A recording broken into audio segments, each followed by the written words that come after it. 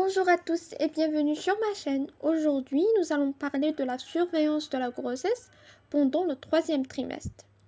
Je vais vous expliquer en détail comment se déroule cette consultation et quels sont les points importants à vérifier. Alors, c'est parti! La consultation commence toujours par l'interrogatoire.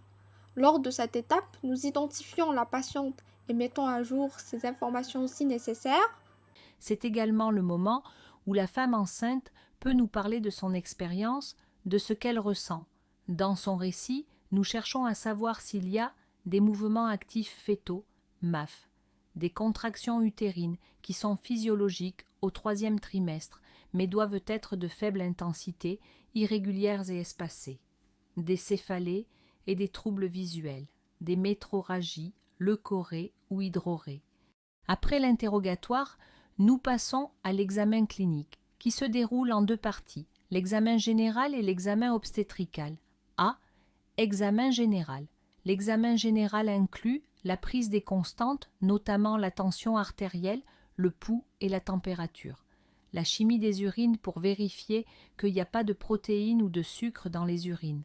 La mensuration de la patiente, y compris son poids, sans oublier l'examen des membres inférieurs à la recherche d'œdème ou des varices. B. Examen obstétrical. Ensuite, nous invitons la femme à s'installer sur la table gynécologique pour l'examen obstétrical qui commence par l'inspection. L'utérus a généralement une forme ovoïde avec les grosses extrémités en haut. On peut parfois voir les mouvements actifs fœtaux. La mesure de la hauteur utérine. On utilise la règle des 4 fois le nombre de mois, valable jusqu'à terme, avec une réduction de 2 cm les 2 derniers mois. La palpation, on apprécie la présentation du fœtus qui peut être céphalique ou siège ou bien transverse. Son volume et on localise son dos avec la manœuvre de Budin, importante pour repérer les bruits du cœur fœtal, BCF. L'auscultation. L'auscultation des BCF se fait du côté du dos fœtal, soit avec un stéthoscope de Pinard, soit avec un appareil de monitoring. Inspection de la vulve et du périnée.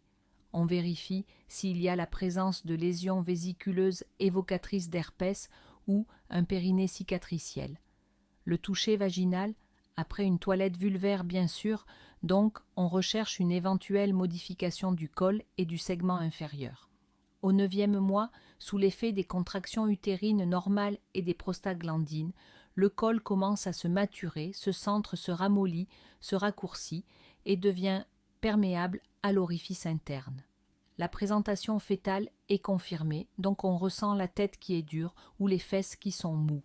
Après l'examen clinique, on peut prescrire des examens complémentaires, examen biologique, bilan standard, refaire la sérologie de la toxoplasmose si elle est négative. Si la femme est de rhésus négatif, rechercher les agglutinines irrégulières. On demande ECBU et l'antibiogramme.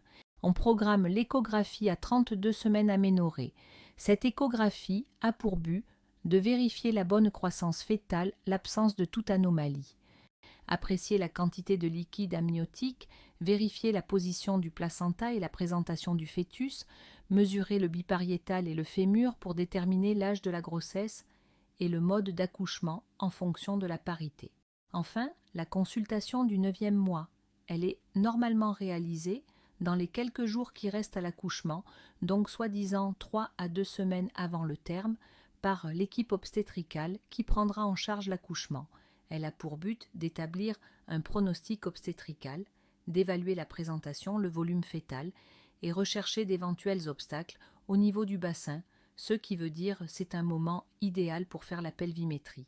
Elle permet aussi de prévoir les modalités de l'accouchement, soit par voie basse ou césarienne, accouchement spontané ou programmé.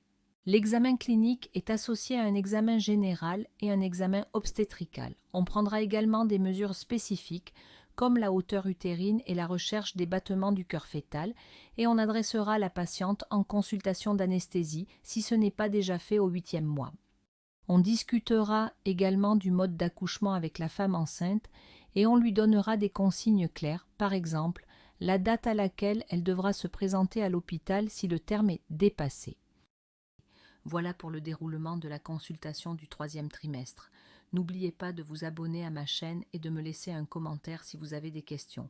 Prenez soin de vous et à très bientôt pour une nouvelle vidéo.